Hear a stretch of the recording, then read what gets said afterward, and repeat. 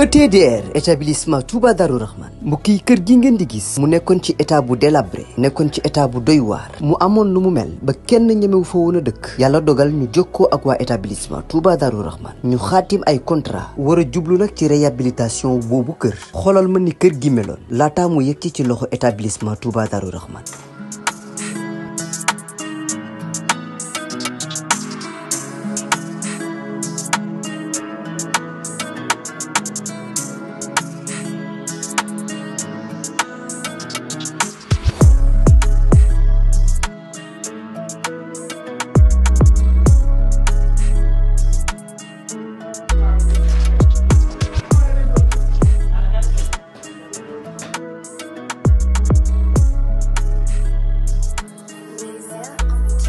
mbokk yi du gis ngeen établissement Touba Darou Rahman di yëngu ci wàllum tabax kër biñ leen joxee kër gi ni kër gi meloon ak bi ñu paree ci kër gi ni kër gi mujjee mel mu taaru loolu ba wute sax ak na mu meloon mbokk yi nii rek la ko waa ETDR di defee ci liggéey yëpp bu fekkee da nga am sa terrain bëgg am kër gu yees ETDR dina ko defar ba mu baax jox la sa ay caabi bu fekkee ni sa kër aussi moo soxla réhabilitation ETDR ñëw defaral la ko ba mu yemb.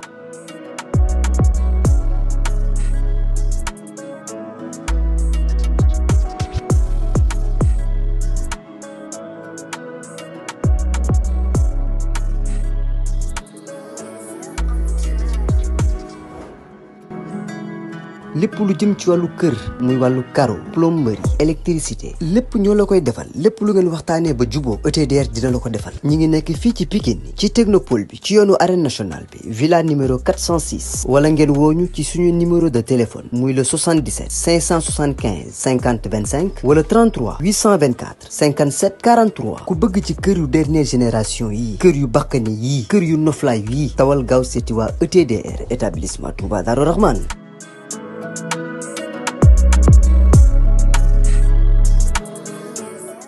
asalaamaaleykum mbokki internautes yi di leen nuyu bu baax di leen ziar di leen bëggee ñu suivre sur ETDR Kewel Info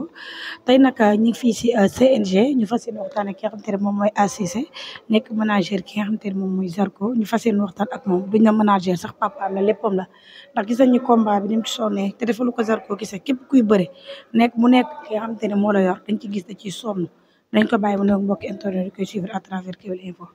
aja ñu ngi lay ziar. Fatma maa ngi lay fay di nuyu sa cameraman bu ñaaw di nuyu Thier nuyu Fallou Ndiaye sama doomu ndey di nuyu ëllu làmb yëpp nuyu waa Sénégal nuyu waa diaspora bi nuyu waa Saloum bu baax a baax a baax rawatina waa Nioro di nuyu sama famille bu baax a baax ak sama soxna. nuyoo bi am na solo fi may njëkkee ak yow mooy yow yaa yor Zarko ñu gis combat ak Sa Thiès ni mu taxawee bari woon na ay coow avant su Eumeu Sène lañ ko joxoon. ñu gis à un moment donné ñu ne waat Zarko tey avance boobu noonu nan la duggee biir Grand Yoff. donc bon comme ni ñu ko doon waxee dafa jógee ci combat bon ñu bëggoon combat am ak Eumeu Sène bon bañ ci avancé woon nag ak promoteur bu mag waxtaan ci ba juboo ba yónnee ko suma carte d'identité bu Zarko après déggante waatuñu quoi par la suite Franc ak Eumeu Sène taxaw lépp rek ci dogal suñu borom ñu nangu ko muy sportif di mbër. ñu proposé ko Sa Thiès après mu waxtaan ak staff bi ba ci nuyu de passage Jibi Samb mu dem kër Aziz ñu waxtaan ba juboo mu ne da koy jël moom dafi toog di xaar te occasion la mu jël ko daan ko revanche jël revanche donc loolu moo ñu dugal ci Sa Thiès. d'accord loolu moo leen dugal ci Sa Thiès mais ci côté préparation bi nu mu demee gis nañ fi Zarko amoon na combat ñu gis ñu ne dafa defoon benn opération boobu nan la demee woon. wax dëgg yàlla loolu moom amu ci lu leer parce que moom bi combat bi taxawee ñëw na avance bi mu génnee nee na ma damay dem Côte d'Ivoire dem préparer ji donc fa laay wooree affaire yooyu donc boobu si lañ doon déggante nii par WhatsApp yooyu boobu sama yaay mi ngi feebar par ba mère bi décédé ak yooyu yëpp donc si lañ doon déggante ba mu ñibbi si combat bi ñu jàpp ko mu ñëw signature delluwaat mais ay affaire feebar mu wax dëgg yàlla dégguma ko ci moom quoi. mais gis nañ Zarko ci côté préparation Sa Thiès daf ko daan ba mu ko daanee ñu gisaat mu ne revanche bi boobu booy la woon ñu gis tamit ci combat bi ñoom ñaar seen côté préparation nan nga gisee woon Zarko. donc lamb la bëri nañ yàlla mi nga xamante ne si moo yor ndam ñu ko doon ñaan mu ñu daan may moo ñu xañ keroog donc wax dëgg yàlla ñuy féliciter Sa Thiès il était le meilleur le jour J waaw moom vraiment moo nekkoon le meilleur yàlla may ko ndam ñu koy ñaanal yàlla ndam li jëkko voilà. mais ci biir loolu dégg nañ Zarko mu ne psychologiquement gars yi dañ ko doon xeex tey nga jàpp ni incident bi amoon Côte d'Ivoire amul benn impact ci combat. donc yooyu yëpp mën na am impact ci moom donc yooyu yëpp mën na ci jouer daal donc mais moom sportif de haut niveau la am na yoo xam ne waru ko mën a déstabiliser su dee champion bi muy woote mu ngi ci moom parce que mbër la yàgg na bëri ci géew yàgg na compétir am na yoo xamante ni si c'est terre à terre pour mu déstabiliser la jour défaite la parce que ba ci biir géew bi maa ngi moom ñoo mujj mu ne ma peera demal dama koy daan barki Sëriñ Tuubaa dama koy daan donc loolu la gëm ba arbitre siffle ba leneen am donc muy ku gëm yàlla moom it di taalibe nangu défaite bi ñu ànd dem defaru jiwaat rek yàlla jeexul. mais coow li bari nag le fait que Zarko mystique bi dafa bari ci biir mystique boobu dégg nañ ko moom mu ne CNG daf ko privilégié ay droit am na lu bari loo xam te ne nanguluñ ko te nangul ko li nga xam te ne moom mooy adversaire am ci côté boobu dafa am ay gàllaay yoo doon dugg te duggul fii. waaw donc loolu moom am na ay ba ñu ñëw mais yooyu tamit bu ñoom dañ lay wax ci porte yi la des fois mën nga dem ci porte bi daje ko compréhensif superviseur bu compréhensif ak nouveau yi mun nga dem ñoo xam ne duñ comprendre man damay ñëw ci buntu yi ñu may téye dama war a dugg mais damay négocier xam nga damay négocier parce que ñëw na ñu ne ko doo indi dara mu ne ma damay simmi ma ne ko da ngay simmi daal da ngay simmi yére ma ko da ngay simmi yére béjjën bi mu yor ñu ne ko béjjën bi du dugg mu joxe ko léegi nag bu mu duggee ci biir géew mu gis Sa Thiès dugal ñeenti satala samp ñaari béjjën mu riposte tamit doomu Grand Yoff la xam nga ñoom jéngu da leen yomb loolu moo waral tamit mu xaw fa fipp tuuti mais maa ngi koy sant tamit parce que ne ba ma ko ne bàyyil dafa bàyyi te loolu yëpp cër la quoi bi ma ko ne bàyyil lamb ji nekkul foofu. ci sawu mbaam bi déggoon nañ ko ñu ne waa CNG dañoo jël seen i li nga xamante ne seen i décision mais décision boobu CNG moo ko jël wala force de l'ordre yi ñoom ñoo ko jël ci sawu mbaam donc CNG ñoo koy jël parce que ñoom ñoo ko affaire lamb ji donc ñee dañuy ñëw pour sécuriser lamb ji mais règlement yi du force de l'ordre ñoo koy bind CNG ñoo koy bind te ñëpp xam nañ ne tey même bu dee signature mais lu mënti doon amoo benn droit jël sa loo war a def di ko sotti sa adversaire loolu dul sox loo xam ne dañ la ko war a wax xam nga ne ko c'est pas humain man lu ma amee lu may def sama bopp laa ko war a def mais tey tooñ baaxul am na loo xamante ne si jarul sax ñu la koy wax bon sens mayewu ko jël benn kii sotti ko nit loolu tooñ la donc du force de l'ordre texte CNG la nekk ba ci signature amoo dara loo xam ne war nga ko jël mu jóge ci yow dem sa adversaire. d'accord dégg nañ ñu ne moom sawu mbaam bi ñëw na mais dañ ko teree dugal. waaw mais loolu c'est normal ñëpp xam nañ ne loolu du loo xamante ne si dañ koy tere mais certes moom Zarko boo xamante ne si bu mature ñëw na bu respecter la preuve en est kenn daggu ko. kenn daggu ko loolu yëpp donc sensibiliser nañ si waxtaan nañ si moom xar nañ si suñ tànk tubéy te nii lañ ko bëggee parce que lamb ci suñu lamb suñu sport national la ñun ñoo ko war a defar ñun ñoo ko war a valoriser ñun ñoo ko war a taaral donc ñu ngi ko ciy gërëm di ko ci remercier bu baax parce que bi yoon dégg na. d'accord dégg na ko bi yoon dégg na mais ci préparation Zarko pour yow lan moo ko manqué ndax gis nañ ñi ko wër ñëpp lenn lañ doon wax Zarko moo mën moo ëpp doole est-ce que jàppoon ni am na yenn communication yoo xamante ne xaw nañ koo yàqal tuuti ba ci shooting yi ba mu génnee Zarko moo ëpp doole bu ko jàppee ci muy préparateur mystique gis nañ ay agent am gis nañ ay maaraam est-ce que loolu physiquement psychologiquement yàqal ko tuuti. non peut-être mun na ko yàqal peut-être mun na ko bañ a yàqal xam nga bésu defet moom bésu defet la ba waree daanu moom cuuna ngay doon ay erreur ngay def donc Zarko keroog bi moom wax dëgg yàlla xamee wu du quoi ci xeex bi ci song bi yooyu yëpp donc ñii ñu ngi doon wax bu jàppee mu jeex Zarko moo ci am avantage moo ëpp doole mais li ma ci mënta wax daal mooy le jour ci keroog Sa Thiès était le meilleur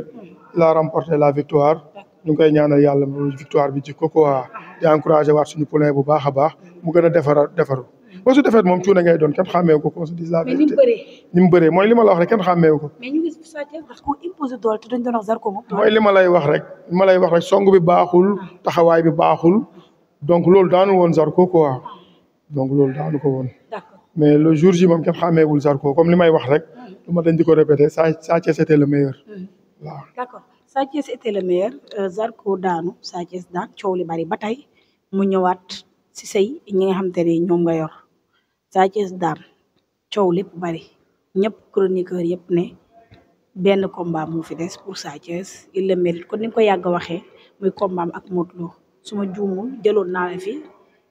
nga wax li ci mel mais tey Sa Thiès ak Modou Lo combat boobu noo koy gisee. Sa Thiès ak Modou Lo wax dëgg yàlla combat la franchement ça dépend nag comme Sa Thiès il a fait ses preuves te li mu war a def yëpp def na ko muy wàllu animation di mbër kaamil donc combat am ak Sa Thiès combat am ak Modou Lo combat bu raisonnable la bu ko promoteur yi démarché ñu seeti Modou Lo ñu waxtaan ak moom waxtaan ak staff bi bu ñu validé rek war na ñoo mën a bëri franchement. mais ñu mel ni à chaque fois bu ñu la laaj ci Sa Thiès tout le temps da ngay wax ay qualité mais ñaar da ngeen am relation wala da nga koy estimer lan la. non wallahi amuñu relation wax dëgg yàlla fu mu ma romb dina ma jox cër grand as na nga def ma ne ko Sa Thiès na nga def mais champion bu ma naw la ci yar gi ci teggin gi ci njàmbaar gi man Sa Thiès moom vraiment je l'estime beaucoup te loolu laa mos a wax ci moom parce que loolu laa gis ci moom mais mosuñ toog ay jotaay nii wala ñuy fréquenté amul mais je l'estime quoi su man dama bëgg sportif quoi. vu que ne nga combat boobu combat lu logique dégg nañ Sa Thiès mu ne du neexal kenn Sa Thiès waaw parce que mu ne du neexal kenn te Modou Lo ñu bari gars yi neen dañ ko war a neexal mais est-ce que tey ni mu communiqué ne du neex wala war a neexal roi des arènes. non roi des arènes dañ ko war a neexal parce que moo yor li ñëpp bëgg saa moo sa grand la ñaan ko chance rek mu rafet mu may la chance ñu bëri loolu amul problème champion nga ndaanaan nga lamb ju neex la nit ñaa ngi koy coow te comme Modou Lo li mu yàgg a wax rek bétu ko mbagg boo gis rek xel ba magasin moo ci nekk xol ba donc ñëpp tamit roi des arènes lañ bëgg doon te am nga talent bi champion nga ndaanaan nga jeune nga dëkk la yaakaar doomu mbër nga da ngaa judd fekk fi nga tu as potentialité yëpp am nga ko pour doon roi des arènes kon tamit ñaanal chance rek mu may la chance sa mag la du la ko bañal franchement promoteur yi def les moyens décroché ko rek incha allah bu ñu waxtaan ak staff Rock Énergie promoteur yi def le moyen rek yàlla def mën na combat mën a taxaw parce que Modou Lo toujours li ma lay wax rek sportif de haut niveau la lamb lay dund lu amateur yi bëgg ci la mës a dox waaw. bu ñu leen tegalee Tapha Tine tegal leen Sa Thiès kan ngeen di jël tey bu doon yow en tant que manager. non ça dépend ci promoteur bi tamit ak li ñuy fay ak mbër mi li ko jaral. mais as yow ci làmb nga bokk tey bu ñu tegee Modou Lo tey bu ñu tegee Tapha Tine teg Sa Thiès yow kan ngay jël. man ci làmb nga nekk. man suñu man As Cissé man personnellement man su ma tegaloon Tapha Tine ak Sa Thiès Sa Thiès laa jël. ndax lan nga ne Sa Thiès la jël. non mooy combat boo xamante ne si moo ëpp punch moo ëpp coow te moo ëpp semaine su ko te foofu bëre dafay feeñ waaw. d'accord mais est-ce que tey kon li ñuy wax ni Thier ñii dañoo ragal dafa mel ni yéen da ngeen a ragal Tapha Tine de. non ragaluñu Tapha Tine wallahi tey mënuñu bëreeg Balla Gaye 2 fois bëreeg Eumeu Sène bëreeg Bombardier bëreeg champion yi fi nekk yëpp nga xam ne mosuñ doon favori ku duñu rëyuñ tolluñ nen ñëpp naan du ko doon ñu xare ba yegg si fii man nee naa la Fatma saa yu may débat ak nit rek bëgguma nga tudd ragal Modou Lo dafa ragal wala Franc parewul loolu du ma ci sori dama laa jox cër nag moo tax waaw dama lay wax rek. Modou Lo ragalul Tapha Tine. non Modou Lo sax mais yow ndax yow damaa gis dama laa tegal Tapha Tine tegal la saa ngeen ma saa laay wér wala koppar bi ngay xaar. xam nga yow yaa ma wax ne ma combat bi la ñëpp di coow te ñun dañoo bëgg combat bu ñuy coow man boo xoolee tey fan ma ay combat yu ñuy coow rek laay bëri. d'accord ay événement rek laay bëri. da nga jàpp ne Sa Thiès moo gën a neex daana. waaw non pas neex a daan non moo yëpp coow xam nga tey ba may jël si dama ne leen dafa toll ni nit ñi ba pare am coow. la preuve que tey boo événement ngay dund xoolal keroog Sa Thiès bi ak kii ba ñu bëree fii stade bi dafay rythme parking bi fees jaaykat yi fees nga xam ne lii Sénégal ñu ngi dund lu neex. léegi Tapha Tine moom doo dund événement. non waxuma loolu yaa ko wax. si nga joon naa la jox numéro as. yaa ko wax man waxuma loolu. yow moom Sa Thiès da ngay dund événement mais Tapha Tine nag neexul ba neex mais Tapha Tine ak Modou Lo est-ce que bokkuñu ay cumbukaay. yàlla xam wallaahu a'lam. mais Sa Thiès est-ce que Tapha Tine ak Modou Lo bokkuñu ay cumbukaay. gars yi bëgg ñëw def loolu fii. non. mais xam nga tey li ma lay wax rek tey man promoteur yi ma mës a woo yëpp ñu leen tudd rek mosuñu ma wax waxu Tapha Tine te man promoteur avant Sa Thiès di am combat bi yàgg nañ wax combat am ak Modou Lo te ñu bëri dañ koy démarché te promoteur ñuy tëgg làmb. wallahi. d'accord mais beneen bi tamit. Ibra Diouf moom a mës a tooñ ma koy nuyu. ne ma dégg naa nga ne benn promoteur woowu la ci Tapha Tine woo naa la ci Tapha. mais dégg nañ Fadam mu ne en tant que manager u Modou Lo Fadam mu ne Modou Lo jël na avance. loolu da yëgaguma ko. moom yëgagu ma ko. avance Modou Lo yëgoo ko. non non yëgagu ma. avance sa woowu la jox la avance Modou Lo. non non woo ma jox ma avance Modou Lo. ok te bu amoo te bu fekkoon dañuy démarché Cissé la ñu woo. non dinaa ci yegg dara waaw. d'accord. mais dafa mel ne fokk Baye Ndiaye tamit combat bi intéressé na ko. waaw Baye Ndiaye waaw kan Baye Ndiaye. waaw. combat Modou Lo ak Sa Thiès intéressé na ko. non ñoom depuis daaw ñu ngi ci doon waxtaan quoi par la suite xam nga rek làmb moom ay jamono la Modou Lo waroon récupérer ñu dox Zarko ak kii mu échec. Eumeu Sène bi après carte gi day tàggaloo ko toujours quoi loolu moo leen di boole circonstance moo leen di boole. ci la léegi Eumeu Sène jël Franc Zarko jël Sa Thiès. d'accord léegi ba dañuy tàggu mu taxali ko Zarko fan la jëm ñii ne day jëlaat ba booyee noogatu leen Zarko Alioune Seye 2 coow li bari na ci Zarko Fils de Balla dégg nañ ci bi sàmb mu ne suñu amee promoteur proposé leen ki nga xam te ne moom Fils de Balla ñu bëri ak ñoom amuñu ci problème mais en tant que manager Zarko fu mu Zarko ñi mu mën a bëri ay naataangoom bëri nañ fi wax nga ko léegi Fils de Balla ñoom ñëpp ay adversaire am Alioune Seye 2 ñoom ñëpp ay kenn képp lépp lamb ji dayul ful boobu gis nga promoteur yi bu ñu jógee benn promoteur bu ñu jógee ku taxawal combat bi xam nañ ni ñuy def taxawal ko franchement parce que boo génnee mooy booy dañuy bëri dañuy liggéey boo génneel boo leen fayee lu leen jar dañu takk seen ngeen mu dem liggéey bëri. d'accord compliqué wul. d'accord moom benn contrat bu leen lié woon ak benn promoteur. seen combat bi nga xamante ne ay bébé jéen. waaw coow li bari na. léegi ñu ne combat boobu noonu Zarko bala moo jëlaat benn avance ñu dégg ni day bëreel promoteur boobu noonu. mais c'est fort possible sur les conditions yi prémuniree Zarko ci lu yoon wax laa lay wax ak li taxe wax parce que licence am bañ ma ko joxee pare dama ko dugalaat CNG day dugaat CNG parce que am contrat kooku nee naa la du loo xamante ne si dañ ciy débat entre journaliste ak Zarko wala ay staff loolu règlement boo xamante signé noir sur blanc obligation la du ay bëgg ay bañ ay kii droit la dañ koy appliquer à la lettre waaw sur les conditions sont réunies ci promoteur bi adversaire bi wër mu dugal guérison lépp am promoteur bi am date moom la ñu njëkk bëreel. d'accord léegi beneen bi mooy actualité le 3 août dégg nañ coow bi nga xamante ni dañ koy ñaan nag kon ni ma ko waxee keroog mu prolonger affaire yi ceer ndax tey mënuñoo nekk ci làmb tëgg ay combat yu mag muy le 3 août Eumeu Sène Franc mu nekk combat boo xamante ni àdduna ñëpp moom la ñuy xaar mais ñu dégg ci ay coow ne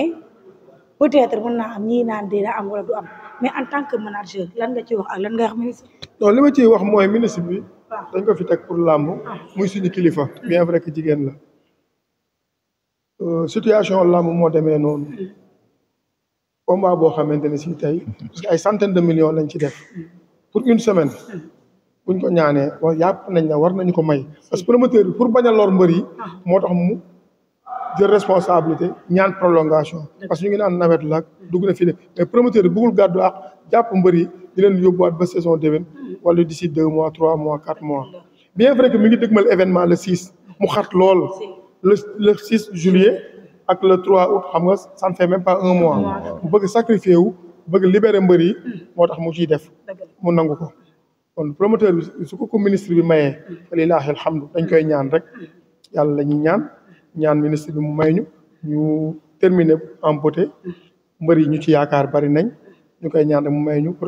daan nañu ko may ren war nañ ko mën a tàllalaat suñu loxo rek comme yàlla moo naan ñaan leen ma may leen ngeen sant ma dolli leen ñun dañ koy ñaan mu may ñu prolongation ñu terminer saison bi quoi parce que ñu ngi koy def mais gënaluñu parce que risque la mais nag mbër yi ñu engagé moo tax promoteur bi tamit di gor bëgg rey boppam rek sacrifier boppam def ko. d'accord en tout cas ñu ngi lay kontaanee bu baax a baax dañuy am plaisir ndax yow woowuñu la ndax yow suñu nit nga sama xarit nga suma lépp nga di la jaajëfalaat bu baax a baax yàlla defal la jàmm. jërëjëf ñu bokk ko yàlla surtout ñu defal ñu jàmm di vraiment di féliciter mbër yi daan di féliciter promoteur bi di encourager mbër yi daanu yàlla am c'est la loi du sport di ñaanal ñëpp jàmm di ñaan yàlla làmb ji yal na ci yàlla def jàmm daal ñu bokk xool bokk xalaat mu jëm kanam parce que moom la ñu am mooy suñu sport national. te askan bi ñu ngi koy dund bu baax vraiment yéen tamit journalistes yi yàlla indi leen lu kaw ak seen jort ci liggéey bi ngeen yëngu vraiment yéen a ngi ciy dox guddi di ci dox bëccëg yàlla mi am fay yàlla na leen yàlla fay daal. dooleel promoteur yi kàttanal leen kàttanal mbër yi. mais Malick dafa mel ni prolongé na léegi benn kii bu bees gaaw bu génn léegi 16h30 la làmb jëmaat. waaw loolu dégg naa ko vraiment di ko rafetlu quoi vraiment di ko rafetlu waaye kenn du Ndiaye production. kon lépp ay pexe Ndiaye production dina la kenn du moom. ci Ndiaye. Ndiaye yéen a ko ñeme. jaajëf.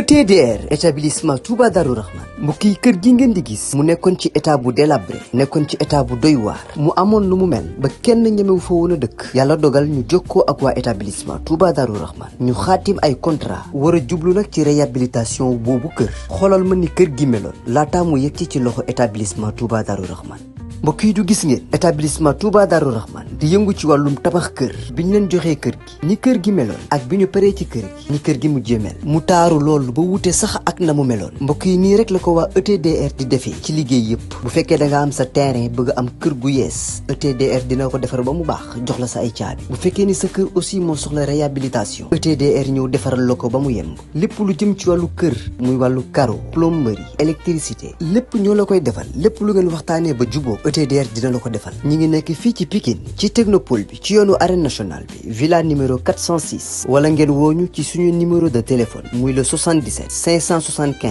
50 25 wala 33 824 57 43 ku bëgg ci kër yu dernière génération yi kër yu bakkane yi kër yu noflaay yi tawal gaaw seeti waa ETDR établissement Touba Darou Rahman